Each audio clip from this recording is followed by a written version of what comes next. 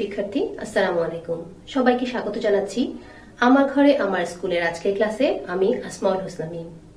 আমাদের আজকের ক্লাস ষষ্ঠ শ্রেণীর বাংলাদেশ ও বিশ্ব পরিচয় বইয়ের অধ্যায় ৩, বিশ্ব ভৌগোলিক পরিমণ্ডলে বাংলাদেশ। এই অধ্যায়ের পাঠ ৭ এবং ৮ সম্পর্কে আজকে আমরা জানব। চলো প্রথমেই জেনে নেই যে এই পাঠ শেষে আমরা কি কি বিষয় জানতে পারবো। এই পাঠ শেষে আমরা পৃথিবীর মহাসাগরগুলোর অবস্থান সম্পর্কে জানতে পারবো। পৃথিবীর বিভিন্ন মহাসাগর যেমন প্রশান্ত মহাসাগর, আটলান্টিক মহাসাগর, ভারত মহাসাগর, এগুলোর গুরুত্ব সম্পর্কে জানতে পারবো এবং সাগর এবং মহাসাগরের গুরুত্ব অনুধাবন করতে পারবো। প্রথমে চলো আমরা দেখি যে এই অধ্যায়ের আগের ক্লাসগুলোতে, এই অধ্যায়ের আগে আরো 2টি ক্লাস হয়েছে, তো আমরা দেখি এই অধ্যায়ের আগের ক্লাসগুলোতে আমরা কি কি বিষয় জেনেছি, অর্থাৎ একবার মনে করে দেখে নিই যে আমরা এই অধ্যায়ে আর কি কি বিষয় জানতে পেরেছি। এই অধ্যায়ে আমরা আগে জেনেছি যে মহাদেশের ভৌগোলিক পরিচয় সম্পর্কে, অর্থাৎ মহাদেশগুলো ভৌগোলিকভাবে কিভাবে কোথায় অবস্থিত সেই সম্পর্কে আমরা জেনেছি। আমরা জেনেছি এশিয়া মহাদেশের ভৌগোলিক অবস্থান এবং আয়তন সম্পর্কে। সঙ্গে সঙ্গে আমরা জেনেছি এশিয়া মহাদেশের বৈচিত্র্যপূর্ণ ভৌগোলিক ভূপ্রকৃতি এবং জলবায়ু সম্পর্কে। তারপরের ক্লাসে আমরা জেনেছি এশিয়া মহাদেশের জনসংখ্যা, অর্থনীতি এবং ধর্ম সম্পর্কে। আমরা আরো জেনেছি যে এশিয়া মহাদেশে বাংলাদেশের অবস্থান সম্পর্কে, অর্থাৎ এই বিষয়গুলো সম্পর্কে আমরা গত ক্লাসগুলোতে জানতে পেরেছি। চলো তাহলে আজকে আমরা আমাদের মূল পাঠ শুরু করে দিই। আমাদের আজকের মূল পাঠ হচ্ছে পৃথিবীর মহাসাগরগুলোর অবস্থান এবং গুরুত্ব। এই ক্লাসে আগে আমরা বিভিন্ন মহাদেশ সম্পর্কে জেনেছি, মহাদেশগুলোর অবস্থান সম্পর্কে জেনেছি, সঙ্গে সঙ্গে আমরা এটাও জেনেছি যে পৃথিবীতে কি আছে, মহাদেশ আছে, মহাসাগর আছে, তাই না? তো মহাসাগরগুলোর অবস্থান এবং তার গুরুত্ব সম্পর্কে আজকে আমরা এই পাঠে জানতে পারবো। চলো আগে আমরা একটা বিশ্ব মানচিত্র দেখি। মানচিত্র দেখে আমরা ধারণা লাভ করি যে মহাসাগরগুলো কোথায় কোথায় অবস্থিত। আচ্ছা, তোমরা কি জানো যে মহাসাগর কাকে বলে? মহাসাগর হচ্ছে বায়ুমণ্ডলের উন্মুক্ত বিস্তীর্ণ বিশাল লবণাক্ত জলরাশি, অর্থাৎ বায়ুমণ্ডলের উন্মুক্ত বিস্তীর্ণ বিশাল লবণাক্ত জলরাশিকে বলা হয় মহাসাগর। মহা মানে কি? অনেক বড়। যখন কোন কিছু বড় বোঝাতে হয় তখন আমরা বলি না মহা। আচ্ছা, তো মহাসাগর হচ্ছে অনেক বড়। তাহলে সাগর কি? অবশ্যই মহাসাগরের চেয়ে একটু ছোট হবে, অর্থাৎ মহাসাগরের চেয়ে স্বল্প বা কম আয়তন বিশিষ্ট জলরাশিকে আমরা বলি হচ্ছে সাগর বা সমুদ্র। এই সাগর বা সমুদ্রগুলো কিন্তু পৃথিবীর সকল মহাসাগরীয় যে জলরাশি সেগুলোর আন্তঃসংযোগ স্থল। সেগুলোর ভিতরে যে আন্তঃসংযোগ ঘটে, মহাসাগরগুলোর মধ্যে যে জলরাশি আছে সেগুলোর আন্তঃসংযোগ ঘটে হচ্ছে এই সাগর বা সমুদ্রের মাধ্যমে। আমরা আগে জেনেছি যে সম্পূর্ণ পৃথিবীর মাত্র 29 ভাগ হচ্ছে স্থলভূমি, তাই না? 29 ভাগ যদি স্থলভূমি হয় তাহলে জলরাশি কতটুকু? অবশ্যই 71 ভাগ। তার মানে স্থলভাগের তুলনায় জলভাগ কিন্তু অনেক বেশি, তাই না? আমরা জানলাম যে 71 ভাগ জলরাশি। এই জলরাশির মধ্যে রয়েছে বিভিন্ন সাগর, মহাসাগর। ইতিমধ্যে তোমরা তো এই মহাসাগরের নাম জেনে গিয়েছো। আমরা জানি পৃথিবীতে মোট 5টি মহাসাগর রয়েছে, তাই না? সেই নামগুলো আমরা জানি। বলো নামগুলো কি? সেই নামগুলো হচ্ছে প্রশান্ত মহাসাগর, আটলান্টিক মহাসাগর, ভারত মহাসাগর, উত্তর মহাসাগর এবং দক্ষিণ মহাসাগর। এই 5টি হচ্ছে আমাদের মহাসাগর। এখন দেখো, পর্দায় দেখতে পাচ্ছ মহাসাগরগুলোর অবস্থান। এখান থেকে কোন মহাসাগর কোথায় অবস্থিত তোমরা খুঁজে বের করতে পারবে না? চলো আমরা এখন প্রশান্ত মহাসাগর সম্পর্কে জানি। পর্দায় তোমরা প্রশান্ত মহাসাগরের ছবি দেখতে পাচ্ছ। পৃথিবীর সবচেয়ে বড় মহাসাগর হচ্ছে প্রশান্ত মহাসাগর। প্রশান্ত মহাসাগরের নামের পেছনে কিন্তু একটি কাহিনী আছে। কাহিনীটি কি তোমরা জানো? আচ্ছা, আমি বলছি, চলো শোনো।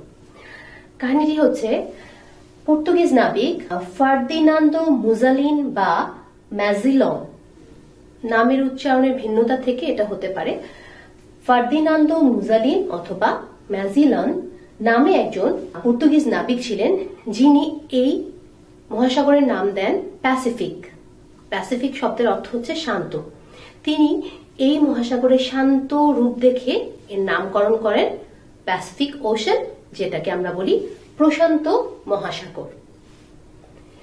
পানির বিস্তার, গভীরতা এবং আয়তনের দিক থেকে এটি হচ্ছে সর্বপ্রথম, অর্থাৎ এটি সবচেয়ে বৃহৎ, এটি 1 নম্বর স্থান অধিকার করেছে।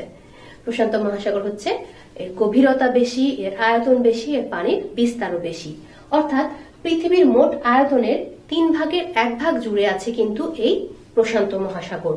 এই দিক দিয়ে তুমি চিন্তা করলে এটাও জানতে পারবে, বা এদিক দিয়ে তুমি যদি দেখো তাহলে ব্যাপারটা আরো পরিষ্কার হয়। সেটা হচ্ছে পৃথিবীর যত পানি আছে, অর্থাৎ জলরাশির অর্ধেকের আধার হচ্ছে এই প্রশান্ত মহাসাগর বা প্যাসিফিক ওশিন, অর্থাৎ অর্ধেক পানির আধার হচ্ছে আমাদের এই প্রশান্ত মহাসাগর। 25,000-এর বেশি দ্বীপ রয়েছে এই মহাসাগরে, 25,000-এরও বেশি, যেটা সংখ্যা হচ্ছে ধরো অন্যান্য যে সাগর মহাসাগরগুলোতে যে দ্বীপ আছে তার অর্ধেক পরিমাণ হচ্ছে এটা, অর্থাৎ একা প্রশান্ত মহাসাগরেরই দ্বীপের সংখ্যা হচ্ছে 25,000-এরও বেশি। প্রশান্ত সাগরে মিশেছে এমন কিছু সাগরের নাম আমি এখন তোমাদের বলবো, সেটি হচ্ছে জাপান সাগর, পিত সাগর এবং চীন সাগর। এই সাগরগুলো প্রশান্ত মহাসাগরে এসে মিশেছে। এতক্ষণ আমরা জেনেছি প্রশান্ত মহাসাগর সম্পর্কে। এখন আমরা জানবো আটলান্টিক মহাসাগর সম্পর্কে। আটলান্টিক মহাসাগর আয়তনে দ্বিতীয় বৃহত্তম মহাসাগর, অর্থাৎ প্রশান্ত মহাসাগরের পরে এর অবস্থান। প্রাচীনকালে রোমানরা সম্ভবত আটলাস পর্বতের নাম অনুসারে এই মহাসাগরের নাম রেখেছিল আটলান্টিক মহাসাগর। অথবা এটাও মনে করা হয় যে রূপকথার গল্পে কথিত আছে যে রূপকথার হারানো রাজ্য আটলান্টিস দ্বীপপুঞ্জ থেকে আটলান্টিক মহাসাগরের নামকরণ করা হয়েছে। অর্থাৎ রূপকথার গল্পে প্রচলিত আছে যে রূপকথার রাজ্য ছিল, সেই রাজ্য ছিল আটলান্টিস দ্বীপপুঞ্জ, সেটি হারিয়ে গেছে সমুদ্রের গভীরে। সে গল্প আমরা অন্য কোনো সময় করব। তো শুধু এটুকু জেনে রাখো যে এই আটলান্টিক মহাসাগর নামকরণ করার পেছনে 2টা কারণ থাকতে পারে বলে ধারণা করা হয়। একটা হচ্ছে প্রাচীনকালে রোমানরা হয়তো এটা আটলাস পর্বতের নাম অনুসারে নামকরণ করেছে, অথবা রূপকথার হারানো রাজ্য আটলান্টিস দ্বীপপুঞ্জ থেকে এর নামকরণ করা হয়েছে আটলান্টিক মহাসাগর। এই ছিল এটার নামকরণের পেছনের গল্প। এখন আমরা জানবো যে এই যে মহাসাগর, এই আটলান্টিক মহাসাগর, এটি স্থান বা বৃহত্তমের দিক থেকে বা আয়তনের দিক থেকে দ্বিতীয় হলেও কেন গুরুত্বের দিক থেকে এটি প্রথম, অর্থাৎ এটার গুরুত্ব কেন এত বেশি? এই মহাসাগরের আয়তন দ্বিতীয় হলেও এটির গুরুত্বের দিক দিয়ে প্রথম। তার কারণ হচ্ছে এইটি দখল করে আছে পৃথিবীর প্রায় 20% জায়গা। কেন এত গুরুত্বপূর্ণ সেটা আমরা জানবো। এটি উত্তর আটলান্টিক এবং দক্ষিণ আটলান্টিক এই 2টি ভাগে বিভক্ত, অর্থাৎ আটলান্টিক মহাসাগরটি 2টি ভাগে বিভক্ত। একটি হচ্ছে উত্তর আটলান্টিক, অপরটি হচ্ছে দক্ষিণ আটলান্টিক। আচ্ছা, এর পূর্ব দিকে কি রয়েছে? এর পূর্ব দিকে রয়েছে ইউরোপ, এশিয়া এবং আফ্রিকা মহাদেশ। এর পশ্চিম দিকে রয়েছে উত্তর ও দক্ষিণ আমেরিকা। উত্তর এবং দক্ষিণ দিকে রয়েছে আর্কটিক মহাসাগর ও অ্যান্টার্কটিকা মহাদেশ। এই মহাসাগরটি গভীরতার দিক থেকে তৃতীয়, অর্থাৎ এটি আয়তনের দিক থেকে দ্বিতীয় আর গভীরতার দিক থেকে তৃতীয়। প্রশান্ত মহাসাগর সম্পর্কে আমরা বলেছিলাম এটি আয়তন, গভীরতা এবং পানির বিস্তৃতি সব দিক থেকে এটি প্রথম। আর আটলান্টিক মহাসাগরের ক্ষেত্রে আমরা কি দেখলাম যে এটি আয়তনের দিক থেকে দ্বিতীয় এবং গভীরতার দিক থেকে তৃতীয়। এই ছোট ছোট বিষয়গুলো আমরা বারবার বলে বলে মনে রাখবো, কারণ যাতে করে আমরা ভুলে না যাই। এখন আমরা আলোচনা করব ভারত মহাসাগর নিয়ে। ভারত মহাসাগর আয়তনে তৃতীয় এবং গভীরতায় দ্বিতীয়। বিশ্বে প্রায় 20% জলরাশি ধারণ করে আছে এই ভারত মহাসাগর, অর্থাৎ বিশ্বে যতটুকু জলরাশি আছে তার 20% ধারণ করে আছে আমাদের এই ভারত মহাসাগর। এই মহাসাগরে চারপাশে কি আছে চলো আমরা দেখি ছবির মাধ্যমে। এই মহাসাগরের উত্তরে আছে এশিয়া, পশ্চিমে আফ্রিকা, পূর্বে আছে অস্ট্রেলিয়া, দক্ষিণে আছে অ্যান্টার্কটিকা মহাদেশ। এছাড়াও এই মহাদেশের উত্তরে আরব সাগর এবং বঙ্গোপসাগর অবস্থিত। বঙ্গোপসাগর নিয়ে এখন আমরা আলোচনা করব। তার আগে আমরা চলো ছবি দেখি। ছবিতে আমরা দেখতে পাচ্ছি বঙ্গোপসাগর, বাংলাদেশের দক্ষিণে বিস্তৃত জলরাশি, সেটাই হচ্ছে আসলে বঙ্গোপসাগর, অর্থাৎ বাংলাদেশের দক্ষিণ দিকে বঙ্গোপসাগর অবস্থিত। এই যে বঙ্গোপসাগর, সেই বঙ্গোপসাগরটি আসলে ভারত মহাসাগরের একটি উপসাগর, অর্থাৎ ভারত মহাসাগরের উত্তর দিকের প্রশস্ত অংশটি আসলে বঙ্গোপসাগর নামে পরিচিত। এজন্য এটাকে ভারত মহাসাগরের একটি উপসাগর বলা হয়ে থাকে। তো আমাদের দেশের ব্রহ্মপুত্র, মেঘনা, পদ্মা, কর্ণফুলী সহ আরো অসংখ্য নদ নদী এই বঙ্গোপসাগরে এসে মিশেছে। এছাড়া ভারতের গঙ্গা, যমুনা, মহানন্দা, গোদাবরী, কৃষ্ণা, কাবেরী সহ আরো অনেক নদী আছে যেটা বঙ্গোপসাগরে এসে মিশেছে। আর আমাদের প্রতিবেশী দেশ মিয়ানমারের ইরাবতী ও নাফ নদীও মিশেছে কিন্তু এই বঙ্গোপসাগরে এসে। এই সাগরের উত্তরে হচ্ছে বাংলাদেশ এবং ভারতের পশ্চিমবঙ্গ, এবং দক্ষিণে রয়েছে ভারত মহাসাগর, আর পূর্ব দিকে রয়েছে মিয়ানমার ও বাংলাদেশের অংশ, আর পশ্চিম দিকে কি রয়েছে? পশ্চিম দিকে রয়েছে ভারত এবং শ্রীলঙ্কা অবস্থিত। এই হচ্ছে এই বঙ্গোপসাগরের চারপাশে পরিবেষ্টিত যে জায়গাগুলো, সেগুলোর নাম আমরা এতক্ষণ জানলাম। বঙ্গোপসাগরের দক্ষিণে আরো রয়েছে ইন্দোনেশিয়ার সুমাত্রা দ্বীপ। বঙ্গোপসাগরের আয়তন প্রায় 22 লক্ষ বর্গ কিলোমিটার। এর গভীরতা অর্থাৎ এর গড় গভীরতা 5 কিলোমিটার। বঙ্গোপসাগরে রয়েছে বাংলাদেশের একমাত্র প্রবাল দ্বীপ সেন্ট মার্টিন। তোমরা পর্দায় সেন্ট মার্টিনের ছবি দেখতে পাচ্ছ। এছাড়া মহেশখালী, কুতুবদিয়া, হাতিয়া, সন্দ্বীপ, মনপুরা সহ বিভিন্ন দ্বীপ রয়েছে এই বঙ্গোপসাগরে। বাংলাদেশের প্রধান সমুদ্র বন্দর চট্টগ্রাম।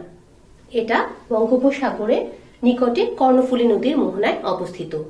আমরা এর আগে বলেছিলাম যে বাংলাদেশে 3টি প্রধান সমুদ্র বন্দর রয়েছে। সেই সমুদ্র বন্দরের প্রধানটি হচ্ছে চট্টগ্রাম, এটি বাংলাদেশের প্রধান সমুদ্র বন্দর। এটি হচ্ছে বঙ্গোপসাগরের নিকটে যে কর্ণফুলী নদী সেটির মোহনায় অবস্থিত। দ্বিতীয় বৃহৎ সমুদ্র বন্দর, যেটার নাম হচ্ছে মংলা, সেটিও বঙ্গোপসাগরের নিকটে অবস্থিত। এছাড়া পটুয়াখালীর পায়রা নদীর মোহনায় রয়েছে আমাদের তৃতীয় সমুদ্র বন্দর। এই হচ্ছে আমাদের 3টি সমুদ্র বন্দরের অবস্থান। বঙ্গোপসাগরের তীরবর্তী বিখ্যাত সমুদ্র বন্দরগুলো হলো ভারতের কলকাতা, চেন্নাই, শ্রীলঙ্কার কলম্বো, মিয়ানমারের ইয়াঙ্গুন এবং আকিয়া। এগুলো হচ্ছে অন্যান্য দেশের যে সমুদ্র বন্দরগুলো বঙ্গোপসাগরের সাথে কাছাকাছি অবস্থিত বা বঙ্গোপসাগরের তীরবর্তী বিখ্যাত, সেগুলোর নাম বললাম আমরা এতক্ষণ। বঙ্গোপসাগর নানা কারণে বাংলাদেশের জন্য খুবই গুরুত্বপূর্ণ। কেন বঙ্গোপসাগর আমাদের জন্য গুরুত্বপূর্ণ? তার কারণ 1 নাম্বার, পৃথিবীর সাথে আমাদের যে ব্যবসা বাণিজ্য অর্থাৎ নৌযোগে আমাদের যে ব্যবসা বাণিজ্য হচ্ছে নৌপথে, তার বেশিরভাগই হচ্ছে কিন্তু এই বঙ্গোপসাগরের মাধ্যমে। অর্থাৎ এই বঙ্গোপসাগরের মাধ্যমে নৌপথে আমাদের রপ্তানি আমদানি বাণিজ্য সংগঠিত হচ্ছে। এই জন্য অর্থনৈতিক ক্ষেত্রে আমাদের পৃথিবীর সাথে যোগাযোগের মাধ্যম আমরা বলতে পারি হচ্ছে এই বঙ্গোপসাগর। তারপরে বঙ্গোপসাগরে সৃষ্ট যে মৌসুমী জলবায়ু, এর কারণে আমাদের দেশে প্রচুর পরিমাণ বৃষ্টিপাত হয়। আমরা জানি আমরা হচ্ছে কি কৃষিভিত্তিক একটি দেশ। বাংলাদেশ একটি নদীমাতৃক কৃষিভিত্তিক দেশ। তো এই কৃষিভিত্তিক দেশের কৃষি কাজের জন্য প্রচুর পরিমাণ বৃষ্টি প্রয়োজন হয়। সেই বৃষ্টি আসে হচ্ছে এই বঙ্গোপসাগরের মৌসুমী জলবায়ুর কারণে। এছাড়াও এই বঙ্গোপসাগরে রয়েছে প্রচুর মৎস্য সম্পদ। প্রায় 500 প্রজাতির মাছ রয়েছে এখানে। সে মাছগুলো কি?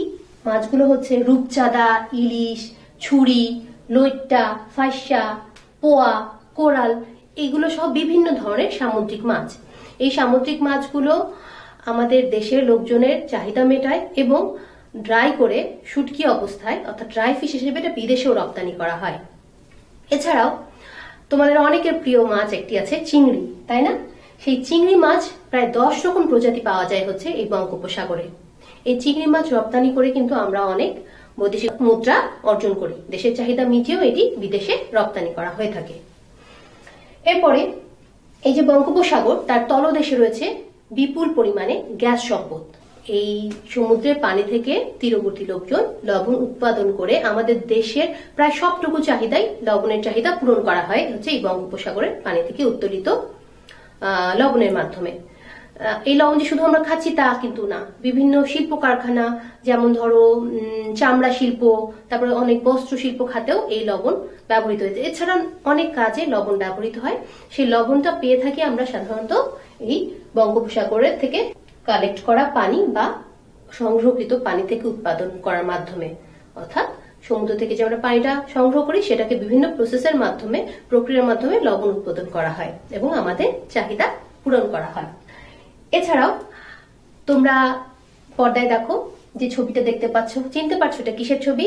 এটা হচ্ছে ঝিনুক, শামুক, এগুলো দিয়ে তৈরি শিল্প।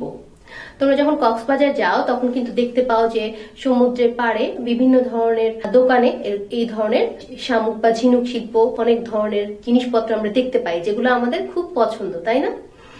এই শামুক বা ঝিনুক শিল্পগুলো কিন্তু গড়ে উঠেছে হচ্ছে এই বঙ্গোপসাগর থেকে আহরিত ঝিনুকের মাধ্যমে। এই ঝিনুকগুলো থেকে বিভিন্ন ধরনের শিল্প সামগ্রী তৈরি করা হয়। এই ঝিনুকগুলো এতই সুন্দর যে এটা দিয়ে তুমি যে কোনো শিল্প সামগ্রী প্রস্তুত করতে পারো খুব সহজেই, অথবা নিজস্ব সৌন্দর্যই আছে। আবার মাঝে মাঝে কি করা হয়, এটাকে আরো বেশি অলংকৃত করে মানুষের কাছে বিক্রি করার জন্য তৈরি করা হয়। তো আমরা সমুদ্রের পাশেই কিন্তু এই সুন্দর সুন্দর শিল্পগুলো দেখতে পাই। একটা শিল্পই তৈরি হয়ে গেছে বঙ্গোপসাগর থেকে উত্তোলিত ঝিনুকের মাধ্যমে। এই ঝিনুক দিয়ে বিভিন্ন ধরনের অলংকার, বিভিন্ন ধরনের ঘরের সৌন্দর্য সামগ্রী, যেটাকে শো পিস বলি আমরা, সেগুলো, ঝাড়বাতি, এরকম বিভিন্ন জিনিসপত্র তৈরি করা হয় কিন্তু এই ঝিনুক দিয়ে। এছাড়াও সবচেয়ে গুরুত্বপূর্ণ যেটা, সেটা হচ্ছে বঙ্গোপসাগরের তীরবর্তী কক্সবাজার, যেটা আমাদের বাংলাদেশের সবচেয়ে উল্লেখযোগ্য পর্যটন কেন্দ্র। তার মূল কারণ কি? তার মূল কারণ হচ্ছে পৃথিবীর দীর্ঘতম সমুদ্র সৈকত। ছবিতে দেখো, পৃথিবীর দীর্ঘতম সমুদ্র সৈকত কিন্তু এই কক্সবাজার, অর্থাৎ এই বঙ্গোপসাগরের তীরে এই কক্সবাজারে আমরা পাচ্ছি পৃথিবীর দীর্ঘতম সমুদ্র সৈকত, যেটা দেশ বিদেশের বহু পর্যটকের আকর্ষণের কেন্দ্রবিন্দু। পর্যটকরা এই সমুদ্র সৈকত দেখতে, এর সৌন্দর্য অনুভব করতে এখানে আসেন। বাংলাদেশ সরকার মহেশখালী দ্বীপের নিকটবর্তী বঙ্গোপসাগরের বুকে একটি গভীর সমুদ্র বন্দর নির্মাণ করার পরিকল্পনাও করেছে। এই ছিল হচ্ছে আমাদের বঙ্গোপসাগর সম্পর্কিত আলোচনা। প্রিয় শিক্ষার্থী, আমরা এখন জানবো মহাসাগর এবং সাগর আমাদের জন্য কেন গুরুত্বপূর্ণ, অর্থাৎ মহাসাগর এবং সাগরের গুরুত্ব সম্পর্কে আমরা জানবো। পৃথিবীব্যাপী যোগাযোগ এবং বাণিজ্য, অর্থাৎ যোগাযোগের মাধ্যমে যে বাণিজ্য, তার মূল উপায় বা অবলম্বন কিন্তু এই সাগর বা মহাসাগর। এই সাগর বা মহাসাগরের মাধ্যমেই বিভিন্ন দেশের সাথে বিভিন্ন দেশের যোগাযোগ তৈরি হয়েছে এবং তাদের মধ্যে ব্যবসা বাণিজ্য গড়ে উঠেছে। পর্তুগিজ নাবিক ভাস্কো দা গামা আফ্রিকা মহাদেশের উপকূল হয়ে উত্তমশা অন্তরীপ প্রদক্ষিণ করে ভারতীয় উপমহাদেশের পশ্চিম উপকূলের কালিকট বন্দরে উপনীত হন। এই যে ভাস্কো দা গামা, এই যে পর্তুগিজ নাবিক, তিনি যে এই বিভিন্নভাবে প্রদক্ষিণ করে এই যে পথের কথা বললাম, করে তিনি যে ভারতের কালীঘাট উপনীত হলেন বা বন্দরে উপস্থিত হলেন, এই মাধ্যমে কি হলো জানো? এর মাধ্যমে পশ্চিম অঞ্চলের সাথে পূর্ব অঞ্চলের একটা যোগাযোগের পথ খুলে গেল, অর্থাৎ প্রাচ্যের দেশের সাথে পূর্বের দেশে একটা যোগাযোগের মাধ্যম খুলে গেল। অর্থাৎ এর মাধ্যমে জানা গেল যে নদী পথে পশ্চিম থেকে পূর্বে এবং পূর্ব থেকে পশ্চিমে যাওয়া আসা করা যায়, যেটা নাকি বাণিজ্যিক পথকে অনেক অগ্রগামী করে নিয়েছে, বাণিজ্যিক সুবিধা অনেক বাড়িয়ে দিয়েছে, তাই না? ব্যবসা বাণিজ্যের পথটা আসলে খুলে গিয়েছে। যখন যোগাযোগ মাধ্যম ভালো থাকে তখন ব্যবসা বাণিজ্য করা সহজ হয়। এই জন্য আমরা বলি যে এই সাগর মহাসাগরগুলো পৃথিবীব্যাপী যোগাযোগের ক্ষেত্রে এবং ব্যবসা বাণিজ্য গড়ে তোলার ক্ষেত্রে অনেক গুরুত্বপূর্ণ ভূমিকা পালন করেছে। বিভিন্ন সাগর এবং মহাসাগরে যে মৎস্য সম্পদ পাওয়া যায়, অর্থাৎ বিভিন্ন এই যে সাগর মহাসাগরগুলোর মধ্যে প্রচুর পরিমাণে কি পাওয়া যায়, মাছ পাওয়া যায়, এগুলোকে বলা হয় মৎস্য সম্পদ। এই মৎস্য সম্পদে কিন্তু ভরপুর। এছাড়াও এর তলদেশে রয়েছে কি অনেক খনিজ সম্পদ। এই খনিজ সম্পদের মাধ্যমেও দেশ উপকৃত হয়, মহাদেশের অর্থনীতিতে ভূমিকা রাখে। তো আমরা বলছিলাম যে মৎস্য শিকার করে কি করে, এই সাগর মহাসাগর এই যে বিভিন্ন ধরনের মাছ পাওয়া যায়, এই মাছ শিকার করে উপকূলীয় যেসব লোকজন থাকে তাদের জীবিকা নির্বাহ করে তারা। অর্থাৎ মহাসাগর এবং সাগরীয় উপকূলীয় এলাকার অধিবাসীদের অর্থনৈতিক উপজীবিকায় এটা অনেক গুরুত্বপূর্ণ ভূমিকা পালন করে। সঠিক না? কারণ তারা কি করে, তারা মাছ শিকার করে সেটা বাজারে বিক্রি করে এবং তাদের জীবিকা নির্বাহ করে। এভাবে তাদের জীবিকা নির্ধারিত হয় বা জীবিকা তারা চালিয়ে যায়। এছাড়া উপকূলীয় এলাকায় যে বলেছিলাম যে খনিজ সম্পদ পাওয়া যায়, সেই খনিজ সম্পদগুলো উপকূলীয় এলাকায় প্রাপ্ত বিভিন্ন খনিজ সম্পদগুলোর নাম আমরা এখন জানবো। সেই সম্পদগুলো কি কি? সেগুলো হচ্ছে জিরকন, মোনাজাইট, লিমোনাইট, সীসা, লোহা, তামা প্রভৃতি। অষ্টম শতকে আরবের বণিকেরা আরব সাগর এবং ভারত মহাসাগর পাড়ি দিয়ে চট্টগ্রাম বন্দরে এসেছিলেন। এভাবেই কিন্তু সভ্যতা এবং সংস্কৃতির বিকাশ এবং জ্ঞান চর্চার বিকাশ লাভ হয়, অর্থাৎ এভাবে প্রসার ঘটে। যখন এক দেশ থেকে আরেক দেশের মধ্যে সংযোগ স্থাপন হয় তখন কি হয়, তখন সভ্যতা, তারপরে সংস্কৃতির বিকাশ, জ্ঞান চর্চার প্রসার এগুলো ঘটতে থাকে।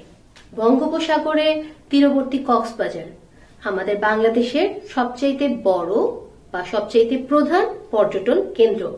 তার কারণ কি? তার কারণ হচ্ছে পাড়েই রয়েছে বিশাল সমুদ্র সৈকত, সেটা পৃথিবীর সবচাইতে দীর্ঘতম সমুদ্র সৈকত। এই সমুদ্র সৈকত কে ঘিরে গড়ে উঠেছে আমাদের দেশের পর্যটন শিল্প বা পর্যটন কেন্দ্র। এই ছিল আমাদের আজকের সাগর এবং মহাসাগরের গুরুত্ব, অর্থাৎ সাগর এবং মহাসাগরগুলো আমাদের কি গুরুত্ব বহন করে সেটা ছিল এটা। আমরা এর আগে বলেছিলাম যে বিভিন্ন মহাদেশের জলবায়ু, তারপরে ভূপ্রকৃতি, অর্থনীতি, জীবন ব্যবস্থা অনেক কিছু নির্ভর করে কিসের উপরে? মহাসাগর এবং সাগরের উপরে। কিভাবে? এগুলো নিয়ে আমরা এতক্ষণ আলোচনা করলাম। এই পাঠে অর্থাৎ এই অধ্যায়ে এই পাঠ 7 এবং 8-এ আমরা কি দেখেছি, তাহলে একবার দেখে নিই যে আমরা এই পাঠে কি জেনেছি। আমরা জেনেছি যে পৃথিবীর মহাসাগরগুলোর অবস্থান সম্পর্কে। আমরা আরো জেনেছি যে এই পৃথিবীর যে মহাসাগরগুলো আছে সেগুলোর গুরুত্ব সম্পর্কে, এগুলো আমাদের কি গুরুত্ব বহন করে। প্রিয় শিক্ষার্থী, তোমরা যদি আজকের ক্লাসটি ভালো করে বুঝে থাকো তাহলে তোমরা একটি বাড়ির কাজ দিলে অবশ্যই করতে পারবে। আমাদের এর জন্য একটি ছোট্ট বাড়ির কাজ, সেই বাড়ির কাজটি হলো বঙ্গোপসাগর কেন বাংলাদেশের জন্য গুরুত্বপূর্ণ। এক্ষেত্রে তোমরা লিখবে যে বাংলাদেশের জন্য বঙ্গোপসাগর, এই যে আমরা এতক্ষণ আলোচনা করলাম যে কেন বাংলাদেশের জন্য বঙ্গোপসাগরটা গুরুত্বপূর্ণ, কি কি ভাবে এটা আমাদেরকে প্রভাবিত করছে, সবকিছু নিয়ে আমরা আলোচনা করেছি। তোমরা যদি এই ক্লাসটি মনোযোগ দিয়ে শুনে থাকো তাহলে অবশ্যই এটি সহজেই লিখতে পারবে। তোমরা এই বাড়ির কাজটি করে তোমাদের কাছে রাখবে, যখন স্কুল খুলবে, স্বাভাবিক স্কুল চালু হবে, তখন তোমরা এটা শ্রেণী শিক্ষকের কাছে জমা দেবে। আশা করছি তোমরা সবাই ভালো থাকবে, সুস্থ থাকবে, সরকারি বিধি মেনে বাসায় অবস্থান করবে এবং স্বাস্থ্যবিধি মেনে চলবে। আজকের ক্লাসটি যদি তোমরা পুনরায় দেখতে চাও তাহলে চোখ রাখো আমার ঘরে আমার স্কুলের অফিসিয়াল ফেসবুক পেজ এবং ইউটিউব চ্যানেলে। সবাইকে অসংখ্য ধন্যবাদ।